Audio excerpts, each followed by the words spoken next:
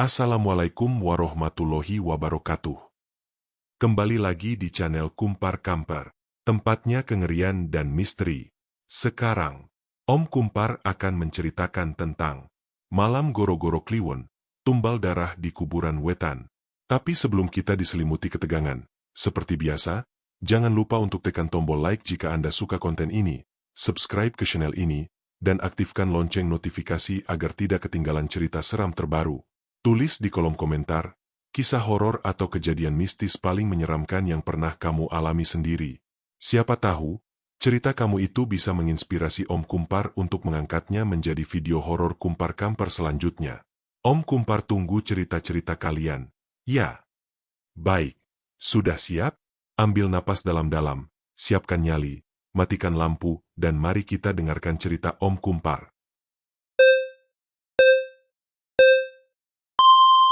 Om Kumpar selalu bilang, desa kami ini adalah tempat yang paling indah dan paling angker di seluruh Jawa Tengah. Keduanya benar adanya.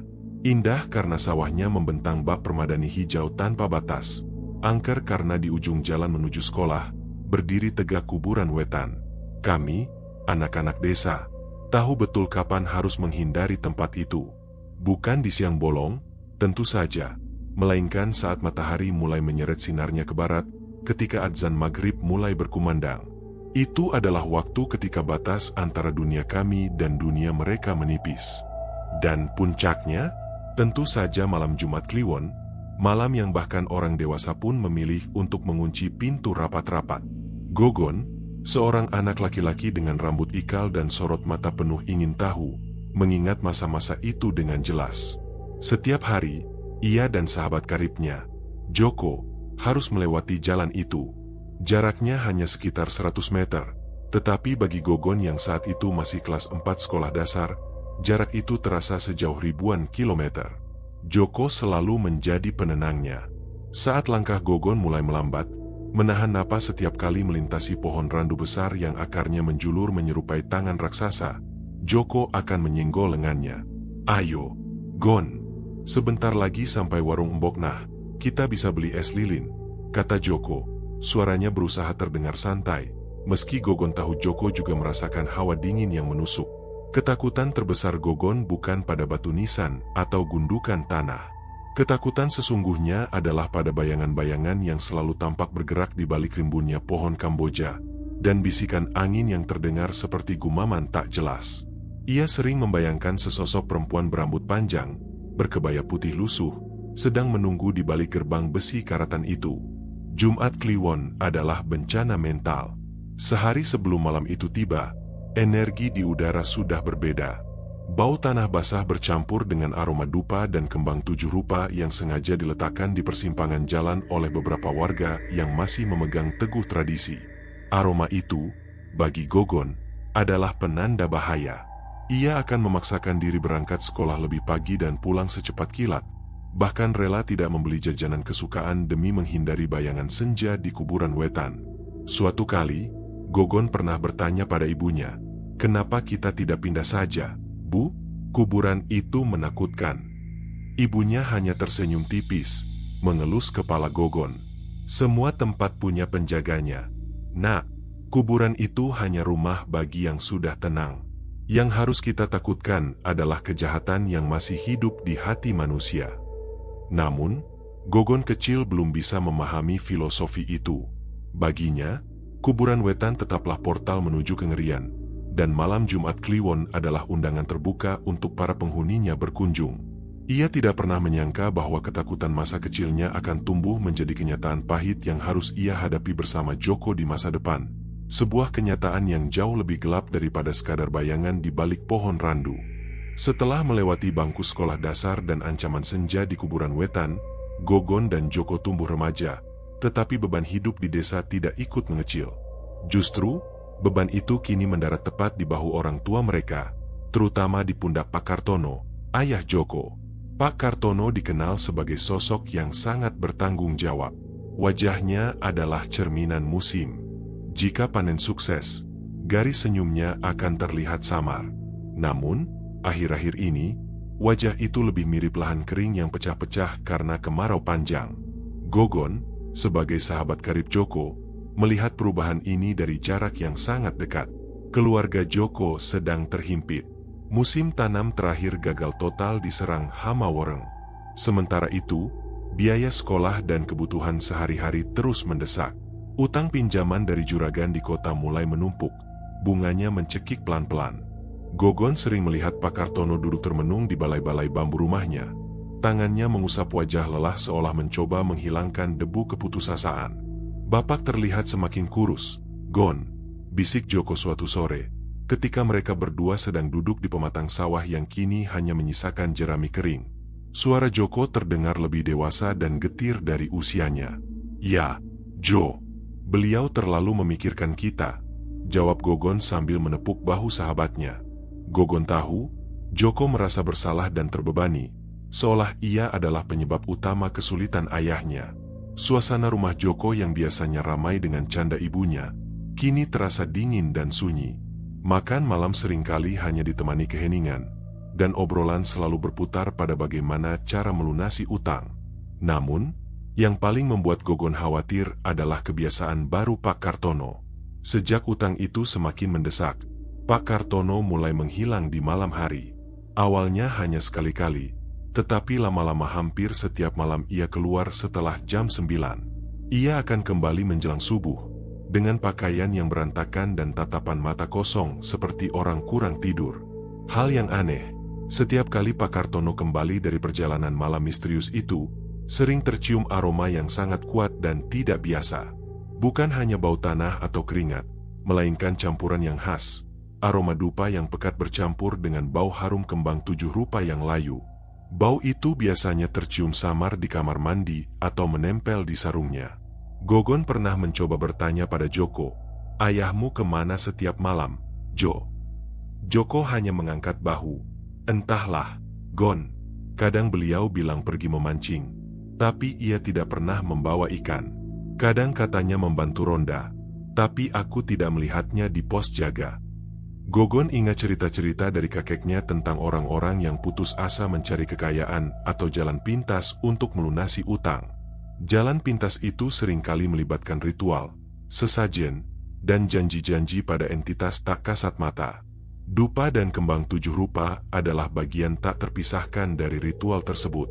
Melihat kondisi Pak Kartono dan mencium aroma aneh itu, kekhawatiran Gogon terhadap malam Jumat Kliwon kembali menguat. Ketakutan masa kecilnya terhadap sosok di balik pohon randu kini berubah menjadi ketakutan yang lebih nyata. Ketakutan akan kegelapan yang menjerat hati manusia yang putus asa. Gogon merasa, suatu hal yang buruk, hal yang berhubungan dengan klinik desa, mulai menggerayangi keluarga sahabatnya. Pak Kartono tidak hanya membawa pulang aroma kembang, tetapi juga aura rahasia yang berat, seolah ia membawa pulang beban baru yang jauh lebih berat daripada utang piutangnya. Dan rahasia ini, Gogon yakini, akan segera terkuak dan menyeret mereka ke dalam jurang yang jauh lebih menyeramkan daripada kuburan wetan.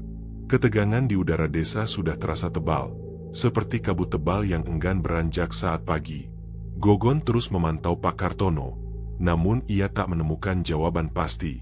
Sampai akhirnya, sebuah insiden di malam Jumat Kliwon beberapa bulan yang lalu mengubah seluruh keresahannya menjadi teror nyata. Malam itu, bulan bersinar penuh, membuat bayangan pohon di halaman menjadi sangat kontras. Angin berembus pelan, membawa bisikan angin yang terasa ganjil, seolah ada yang memanggil dari kejauhan. Gogon sedang belajar di rumahnya ketika tiba-tiba terdengar teriakan panik dari ujung desa. Teriakan itu berasal dari rumah Joko.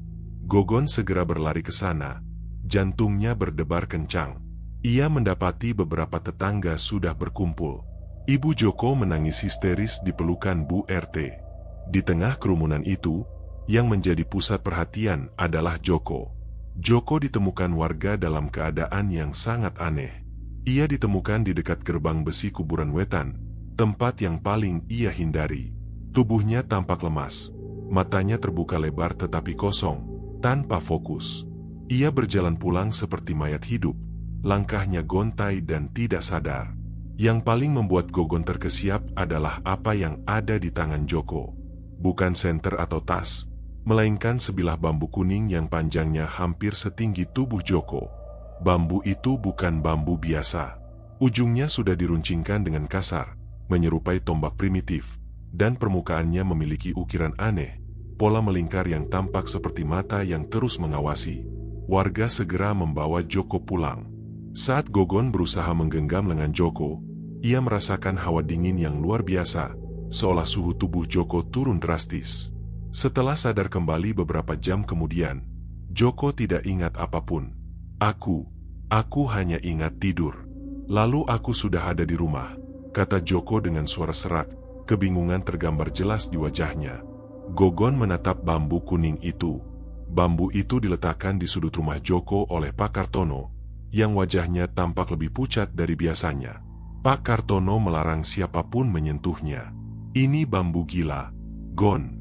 Jangan sentuh, ujar Pak Kartono saat Gogon mencoba mendekat. Ada nada ketakutan yang mendalam di suara ayah sahabatnya itu.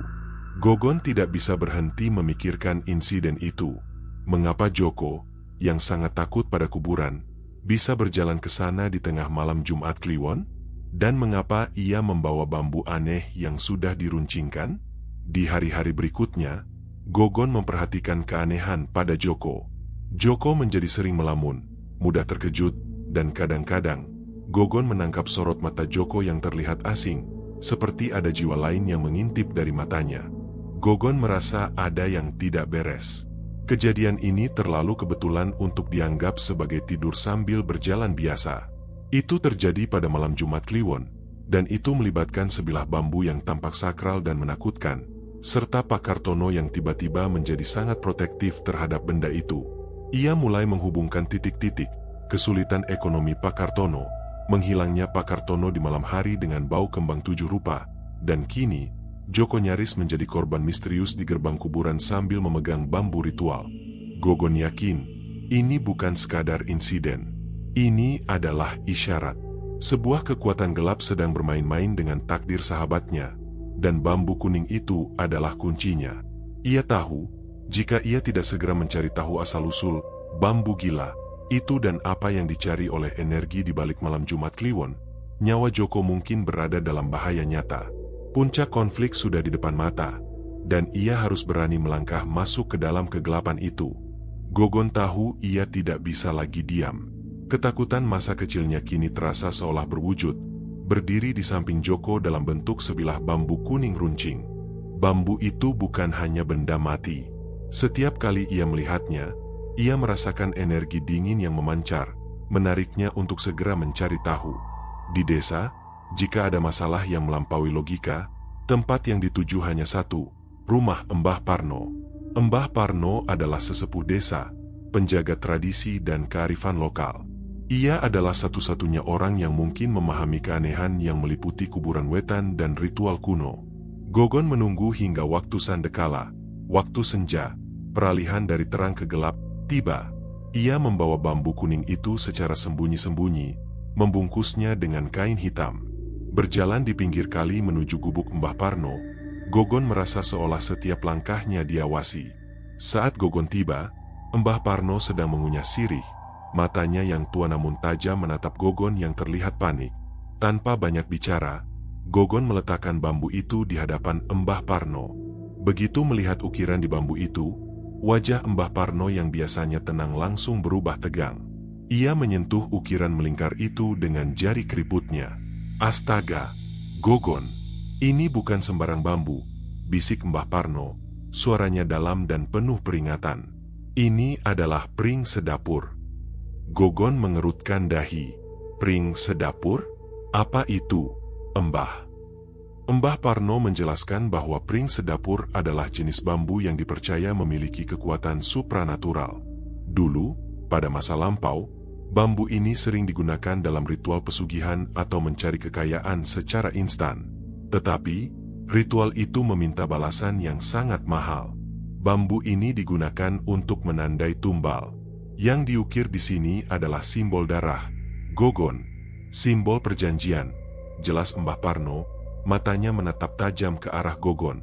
Ini artinya, seseorang dalam keluarga Joko telah membuat perjanjian dengan kegelapan, dan kini, saatnya perjanjian itu ditagih. Kaki Gogon terasa lemas. Ia menceritakan tentang kesulitan ekonomi Pak Kartono, bau kembang 7 rupa, dan hilangnya Pak Kartono di malam hari.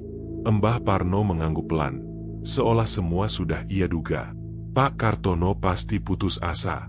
Ia mungkin tergoda untuk melakukan ritual gelap itu demi melunasi utangnya. Tapi ia tidak menyadari, atau mungkin dikhianati, bahwa tumbal yang diminta bukan harta, melainkan darah keturunannya. Mbah Parno berhenti sejenak, menelan ludah. Joko adalah tumbal yang sudah ditandai oleh bambu ini. Gogon merasa dunia berputar. Jadi, insiden di malam Jumat Kliwon itu bukanlah kecelakaan. Joko berjalan ke kuburan bukan karena tidur berjalan, melainkan karena ia sedang ditarik oleh kekuatan yang telah membelinya. Kapan tumbal itu akan diambil, Mbah? Tanya Gogon, suaranya bergetar. Lihat ukirannya. Ini adalah simbol fase bulan. Malam Kliwon berikutnya adalah puncaknya. Jika tidak ada yang menghentikan, Joko akan kembali ke kuburan Wetan, membawa bambu ini, dan menjadi persembahan sempurna saat malam Jumat Kliwon tiba lagi, ujar Mbah Parno. Gogon menyadari ia tidak punya banyak waktu. Ketakutannya telah menemukan target dan tanggal pastinya. Ia harus menemukan cara untuk membatalkan perjanjian gelap yang dibuat ayahnya, sebelum sahabatnya menjadi korban tumbal. Tekad Gogon mengeras. Ia tidak akan membiarkan kegelapan malam Jumat Kliwon merenggut nyawa Joko. Setelah pertemuan dengan Mbah Parno, Gogon dan sesepuh desa itu berpacu melawan waktu.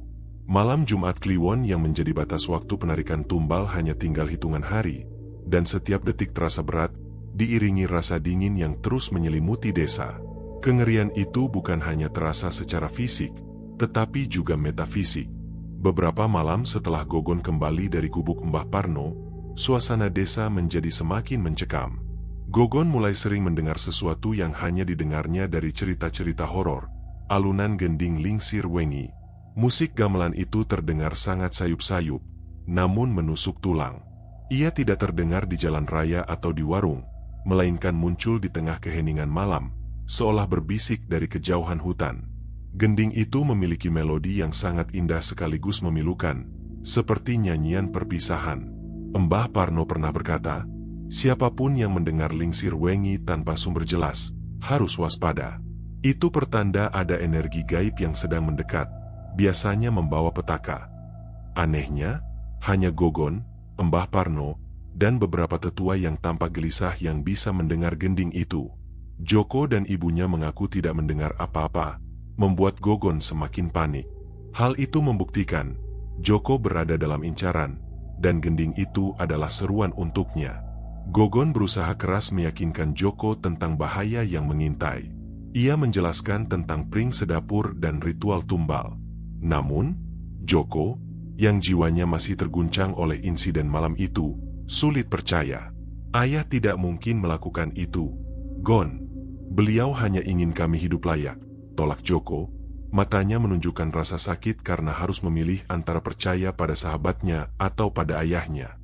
Aku tahu ayahmu terpaksa, Jo, tapi lihatlah dirimu. Kau sering melamun, dan kau berjalan ke kuburan dengan bambu itu, desak Gogon. Saat ketegangan memuncak di antara kedua sahabat itu, kabar buruk kembali datang. Pak Kartono menghilang. Di pagi hari, Ibu Joko menemukan sebuah surat tergeletak di meja dapur. Surat itu ditulis tangan dengan tergesa-gesa. Isinya singkat namun menggetarkan. Jangan cari Bapak. Bapak harus menyelesaikan ini sendiri. Tolong jaga Joko. Maafkan Bapak. Tulisan itu diakhiri dengan simbol yang tampak asing, mirip dengan salah satu ukiran di bambu pring sedapur. Kepanikan melanda keluarga Joko.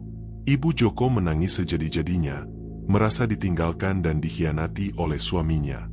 Gogon dan Mbah Parno tahu, hilangnya Pak Kartono bukanlah pelarian, melainkan usaha putus asa untuk menghentikan apa yang telah ia mulai. Dia pergi ke tempat pemujaan. Gogon, dia mencoba memutus perjanjian itu sendirian, kata Mbah Parno, wajahnya menunjukkan kekhawatiran yang mendalam. Kita harus segera menyusulnya, sebelum dia sendiri yang menjadi tumbal untuk membebaskan Joko. Gogon merasakan adrenalin memompa tubuhnya. Gending lingsir wengi di telinganya terdengar semakin jelas dan mendesak. Kini, Ia tidak hanya harus menyelamatkan sahabatnya dari tumbal yang mengincar, tetapi juga harus menyelamatkan ayah sahabatnya yang sedang berada dalam bahaya besar di tempat pemujaan. Perjalanan menuju puncak konflik sudah dimulai, dan mereka harus segera bergerak. Mbah Parno segera menyadari kemana perginya Pak Kartono. Hanya ada satu tempat di sekitar desa yang dikenal sebagai lokasi pemujaan bagi mereka yang mencari jalan pintas.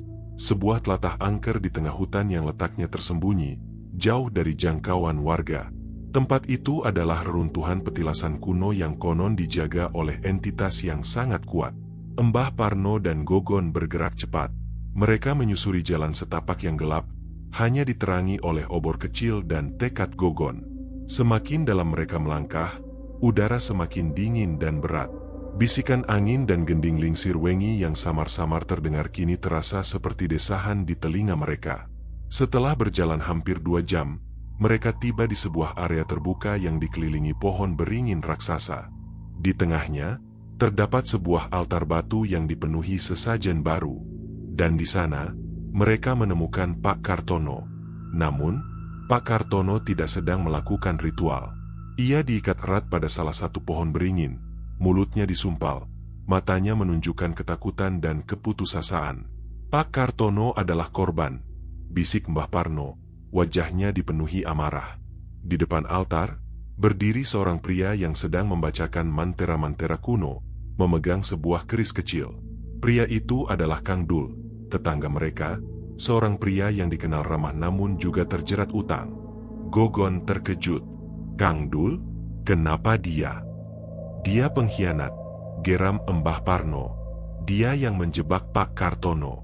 Dia mungkin tahu Pak Kartono mencoba ritual dan memanfaatkan kelemahan itu. Dia ingin Joko menjadi tumbal agar dia sendiri terbebas dari jeratan utang. Rupanya, Kang Dul adalah pelaku sesungguhnya yang memanipulasi ritual. Dia membiarkan Pak Kartono memulai perjanjian, lalu mengambil alih prosesnya, berharap tumbal, Joko, diserahkan ke kekuatan gelap, sementara Kang Dul mendapatkan keuntungan dari sisa energi ritual. Kang Dul menoleh, matanya merah menyala. Ia melihat Mbah Parno dan Gogon. Kenapa kalian mengganggu? Ini urusan yang sudah disepakati, teriaknya. Suaranya terdengar serak, bukan seperti suara Kang Dul yang biasa. Mbah Parno maju ke depan, memegang tongkat kayu yang dihiasi ukiran. Kang Dul, kau berani bermain api dengan yang seharusnya kau hormati. Lepaskan Kartono. Kang Dul tertawa sinis. Ia melemparkan segenggam bubuk kunyit ke udara sambil mengucapkan mantera. Tiba-tiba, bayangan-bayangan hitam yang samar muncul di sekelilingnya, melindungi Kang Dul. Kekuatan gelap yang ia panggil kini melindunginya. Mbah Parno segera bertindak. Ia mulai melantunkan doa dan mantera penolak. Terjadilah pertarungan yang sunyi namun intens, antara ilmu putih yang dipegang Mbah Parno melawan energi gelap yang menguasai Kang Dul. Daun-daun di sekitar mereka berguguran, dan api obor Gogon bergetar hebat. Gogon, melihat kesempatan, bergegas menghampiri Pak Kartono dan melepaskan ikatan yang menjeratnya. Pak Kartono tampak trauma, tetapi ia segera sadar bahwa Gogon telah menyelamatkannya. Tiba-tiba, Kang Dul berhasil melancarkan serangan terakhir. Ia mengarahkan kerisnya ke tanah, dan energi hitam melesat cepat ke arah Mbah Parno. Mbah Parno sempat menangkis, tetapi serangan itu kuat sekali. Gogon, tidak ada waktu. Energi tumbal sudah dilepaskan dan sekarang mengincar Joko di rumahnya. Cepat kembali ke desa dan hancurkan bambu itu. Aku akan menahan iblis ini, perintah Mbah Parno dengan suara lantang. Gogon tahu, ia tidak bisa berlama-lama. Ia harus memilih, membantu Mbah Parno bertarung atau menyelamatkan Joko. Ia menatap Mbah Parno sekilas, lalu berbalik. Bersama Pak Kartono yang sudah lemas, Gogon berlari sekuat tenaga keluar dari telatah angker. Ia tahu, puncak teror sesungguhnya belum terjadi. Klimaks yang ia hadapi adalah perlombaan melawan waktu untuk menghentikan sahabatnya sendiri menjadi korban ritual di malam Jumat Kliwon. Gogon dan Pak Kartono berlari menembus kegelapan hutan.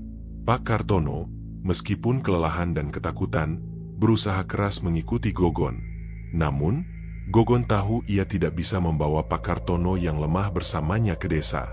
"Bapak, Bapak harus bersembunyi di gubuk Pak Lurah dulu. Biar Bapak aman, desak Gogon. Joko dalam bahaya.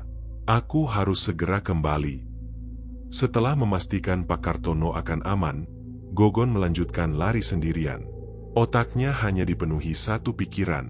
Joko. Gending Lingsir Wengi kini terdengar sangat keras di telinganya.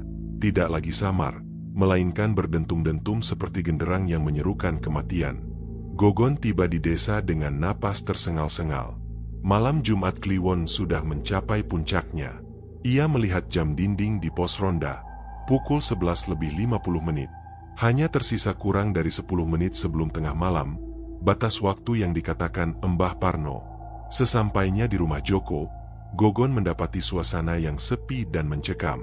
Ibu Joko pingsan karena syok dan kelelahan.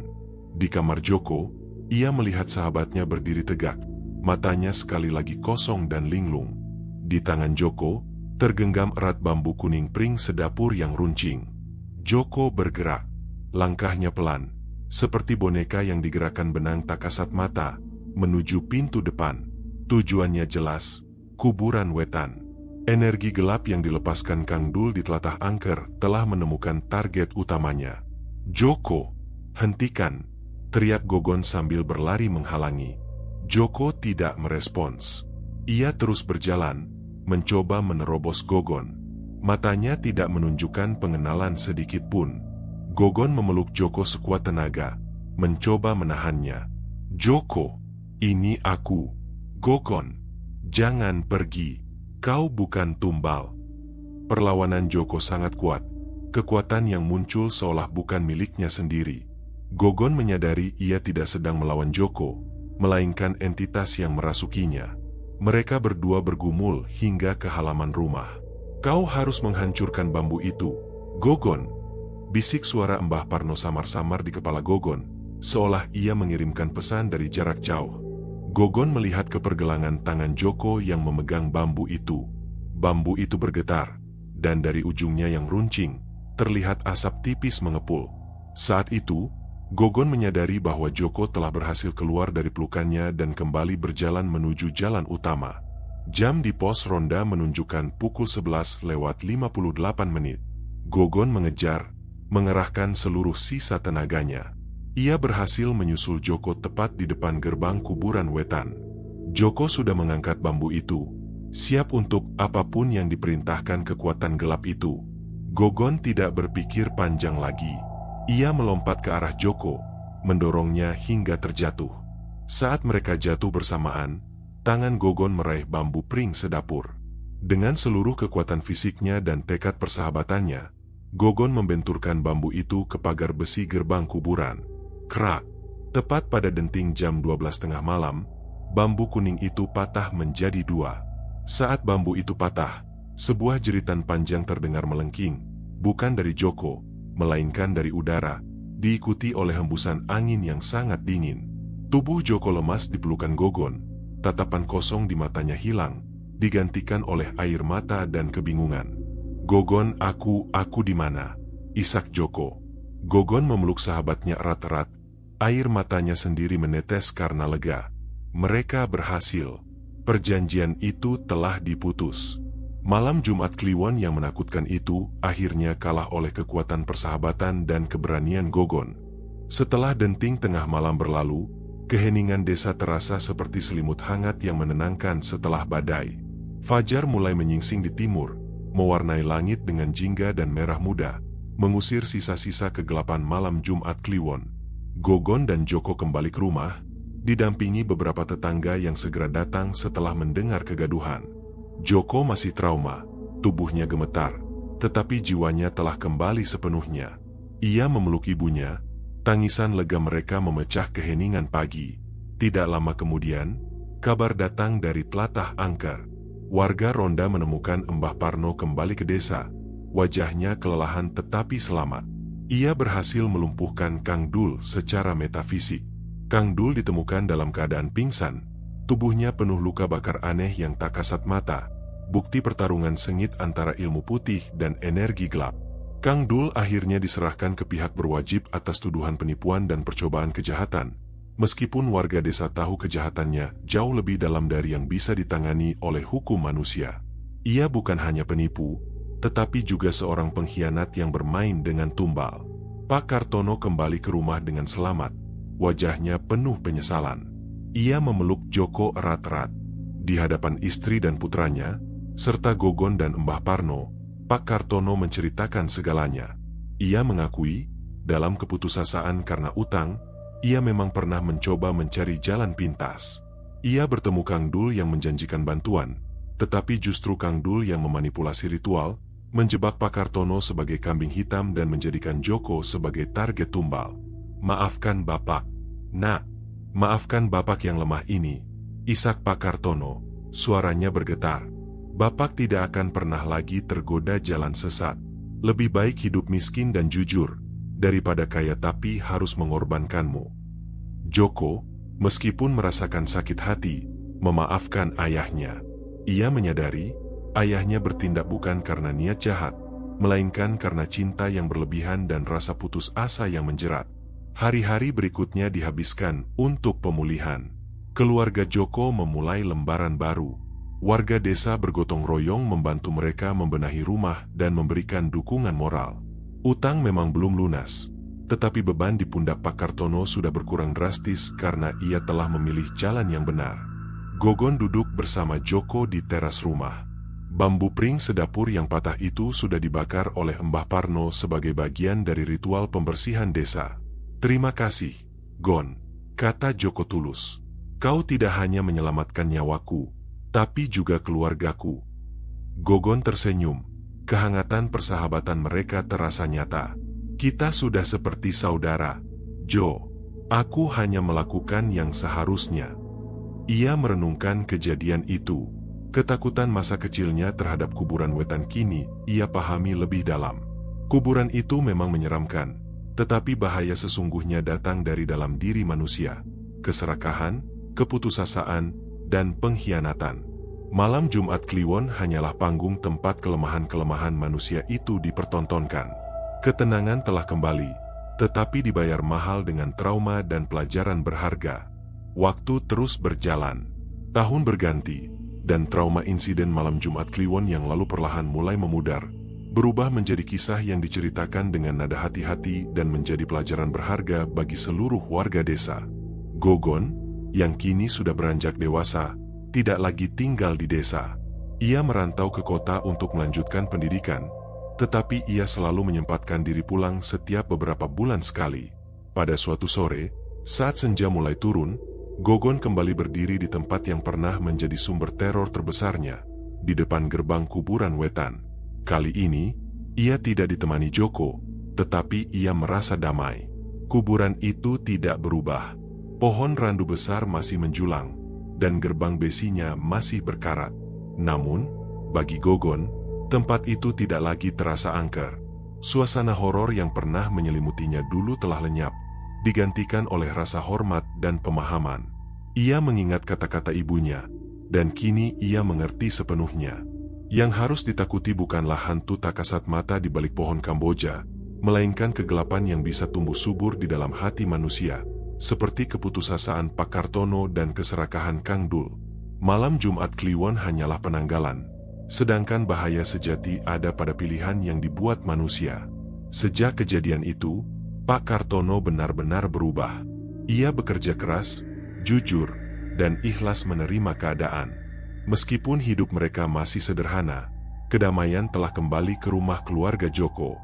Joko sendiri melanjutkan pendidikannya, berjanji untuk bekerja keras demi masa depan, menolak mentah-mentah jalan pintas. Gogon menoleh ke belakang, ke arah jalan setapak yang pernah ia lalui dengan ketakutan saat masih kecil. Di sana, ia melihat Joko sedang berjalan santai, melambaikan tangan ke arahnya. Joko kini terlihat lebih tegar. Ia telah tumbuh menjadi pria dewasa yang tahu nilai sebuah perjuangan. Joko menghampiri Gogon. "Kenapa kau berdiri di sini, Gon?" Melamun. Gogon tersenyum. Hanya mengenang. "Jo, tempat ini dulu adalah neraka kita." "Ya." Joko tertawa kecil. "Mungkin. Tapi sekarang, ini hanya jalan biasa. Setelah semua yang kita lalui, aku sadar, hal paling menakutkan adalah kehilanganmu dan keluargaku. Sisanya, kita hadapi saja. Gogon mengangguk. Persahabatan mereka telah diuji oleh kekuatan gelap dan teror ritual, dan ia terbukti lebih kuat daripada sihir apapun. Bambu pring sedapur memang telah patah, tetapi ikatan persaudaraan yang mereka miliki tidak akan pernah bisa dihancurkan. Senja itu terasa damai dan hangat. Matahari benar-benar terbenam, tetapi kali ini, tidak ada gending lingsir wengi yang menyeramkan. Hanya ada suara adzan maghrib yang syahdu, mengiringi Gogon dan Joko berjalan meninggalkan kuburan wetan. Mereka berjalan berdampingan, menuju kehidupan baru yang penuh harap. Malam Jumat Kliwon akan selalu datang, tetapi kini, mereka siap menghadapinya dengan hati yang terang. Tamat.